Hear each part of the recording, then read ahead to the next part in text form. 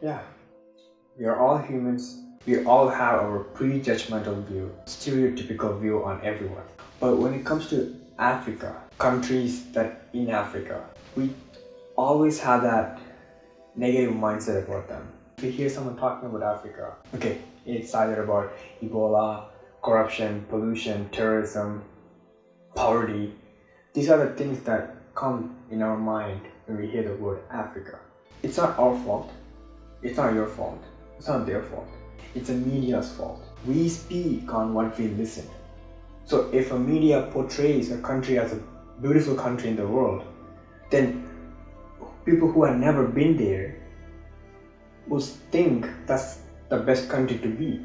So today I'm just going to dive into how going to Kenya and being part of their with the people, with their lives, like how they live, what they suffer from, what they enjoy. So it is interacting with them for like 2 weeks made me realize how lucky I am, how I should not prejudgment someone just by what I hear. Just want to dive into what I learned and how that changed to who I am right now. My learning experience changed ever since I started packing my stuff to Kenya. So my parents, my relatives told me that don't bring valuable stuff to Kenya because you're not going to a beautiful, pleasant country in the world. You're going to Kenya, man. You gotta be careful. We landed in Nairobi, Kenya. About 30 minutes drive from Nairobi airport, we were at the camp just for that night to stay in. There is where I actually started questioning myself because we were advised to buy a bottle of water. The question that arises from me is, if the people of the country does not have a pure water to drink, where are these companies getting the water from? From there, around 30 minutes drive from there, we stopped at an elephant orphanage. Yeah, Kenya is not just known for poaching. They are not the identity of poaching. They preserve animals. They preserve elephants, not just their native animals. They preserve everything. They preserve water. They preserve trees. They preserve nature. 5 hours from that place, we ended up in our camp. We were taught how to use the washroom. Yeah, it's pretty cool how they use the washroom. It's pretty cool how they limit the resources because they don't have excess amount of water like how we Canadians or like anywhere else in the world do. So what they do is you have to fill up the water in a bucket, you put it in a big bag, you pull it up to all the way to the top so that the potential energy will bring the water down when you open the knob inside the washroom. So that bag, it's pretty much our limit. That's how much you could use. So if that is finished, you gotta come back and kind of have to refill it and go. So none of us within that 5 days had to refill it. So we were kind of used to using that full bag. So there's limit, but here we don't have any limit. We just take shower like water is from nowhere. We have to limit the usage of water. The next day is Monday where we actually had to walk 30 minutes from that camp to the school, kindergarten to grade 8. That's the only school in that area. So we went there. I'm pretty sure this is the first time they saw someone different from them. Can you sing a song? Banana. I like to eat. It was a banana. When they first saw us, they had the extended break. Some kids they just looked at our hands and then the green veins. They were able to see the veins and then they were like, "Oh my God, what is that? What is that green thing? What is that white? What is that?" And then they looked at their hand and then our hands and then they saw that comparison and then they were like, "I can't see it. Why? Why do they look different?" Our goal in that school is to like teach the kids, maybe be a role model because they probably think that we got to that level by studying through education. So we were like the role models for like 5 days to them. That probably would have changed at least one of them there.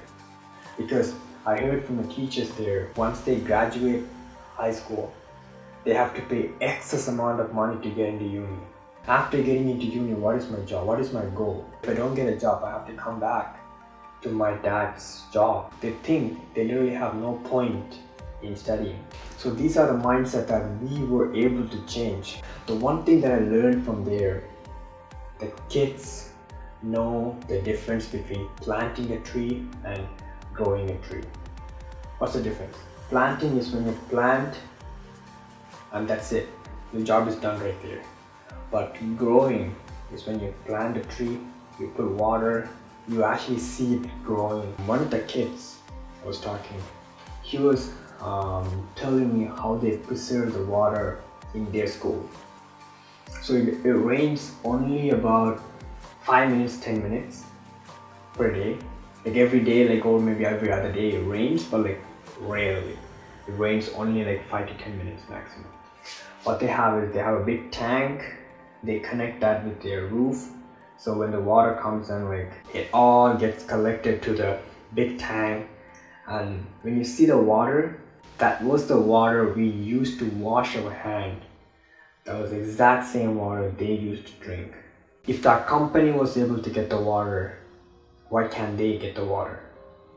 These are the questions arised.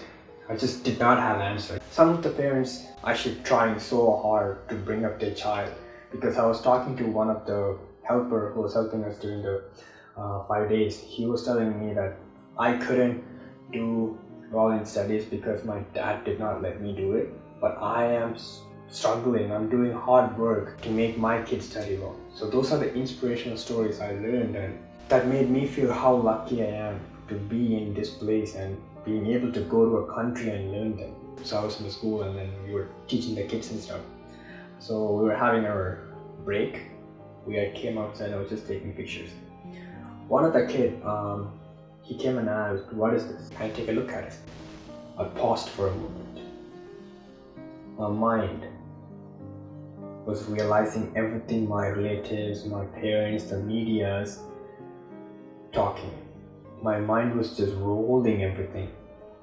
Don't give it. Don't give it. At the same time, I was just looking at him. He was looking at me like, trust me, I just need to see it. At the end, my mind finalized. Just give it, man. Just give it. You could get as many cameras as you want, but for him, he needs to get that feeling that he's trustworthy. If I run away back into the room without giving him, he will live a life thinking I'm not trustworthy. So I had to give that camera to him. I gave it to him, so I taught him how to take a picture. He was holding my camera like I never held it before. He was taking care of it like I never took care of it. Somehow he just put it on his eyes and he was taking a picture, and like 10 other kids saw him taking a picture. They just ran to him. They weren't just like grabbing it or like forcefully just getting it from him. They were like, hey, can I see it? Can I see it? This kid who had taught how to take a picture, he was patiently just taking that camera. He was holding it at the same time, but he was giving to them, and he was teaching exactly what I taught to all the 10 kids. I just felt nice. I just felt like I taught something. I taught something that they never aware of. So these kids are not like how they were shown in movies, are not like how they're shown in news. They're just different. After that, it's like 5 days finished. We finished all the talking wall and stuff.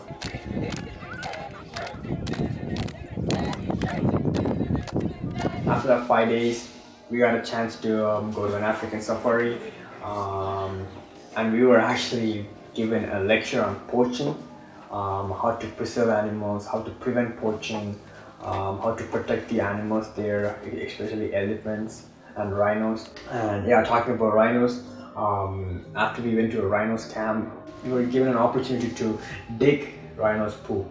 Yeah, so in the area they actually have certain areas where the rhinos poop out there, so we had to dig that, we had to collect it on a truck, we had to travel. We were actually sitting on the poop, and we had to go to a different place, dump it. That place where they dump it is like a fertilizer for that area. After the safari, we went to a women's community. Yeah, you heard it right.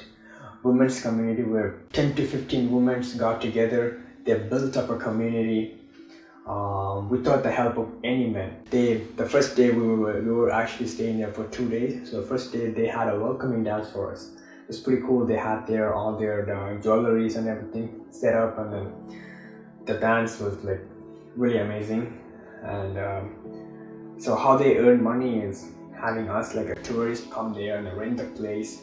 They get money through that, so it's pretty. And then we actually stay there, learn the way they get their water, how they cook, what are the struggles they are facing, how did they end up coming to that community, why did they build the community. After women's community, we took off and went to a different camp. And beside that camp is where we saw people were selling trees. Some of the trees that trees that only grow in Kenya or in that area were given out to the community for free because they want to encourage them to grow trees. So see how what are the steps they're taking to preserve the environment and protect the environment. That is where they're standing up. Not the way the country looks, not the way how their technology will develop. It's about how they are preserving the environment. That is where they're standing up. When it comes to Kenya, plastic is banned in Kenya, but somehow Coca-Cola and other companies are still selling in plastic bottles. So yeah, you're right. Corruption is still there. The government is not great, but that doesn't make the people who are living there bad. Getting all these experiences, meeting all these nice people, I learned not to judge anyone without knowing their own stories. Without being there, without being with them, we can't talk anything. So these are things I learned, and I'm so grateful to have this experience. I'm so grateful to share this with you. So I hope that at least one of us would change that stereotypical thinking or prejudgmental view on Africa or any other countries that the media is portraying as a worst country to be in. So these are the things that we need to actually research on. Just what we hear on news is not right. Maybe I might be wrong too. So you gotta do your own research. So I'm just sharing here my opinion. I'm not preaching anything. I'm just sharing my experience. I might be wrong, I might be right. So just leave a comment on what you think. Thank you for watching.